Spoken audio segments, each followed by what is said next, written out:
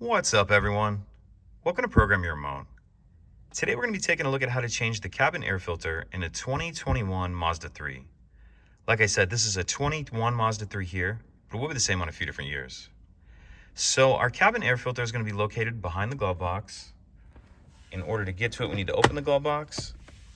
Then if we take a look up in here, we're going to see these four kind of cubbies, these little notches right here. And in those four slots, there's some buttons that we need to press. And they just kind of press in like this. It's a little difficult to see. But just start at the side and then kind of work your way over, pressing them and just keeping some pressure down until we get them off there like that. And once we get that piece out of there and take a look in here, we can see our cabin air filter right here. And to get that out, there's these clips on the top and the bottom that you need to pinch together like this.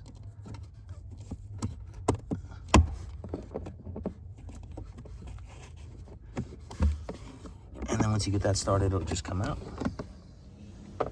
And this whole piece right here is actually our cabin air filter. So when you get a replacement, it'll come with this plastic piece on the front and everything else. I don't have this filter right now, so I'm gonna have to come back to it.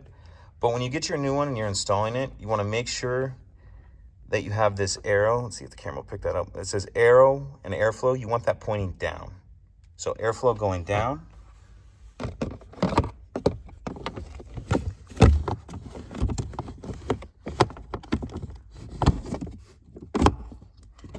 Get that, make sure that's all the way pushed in.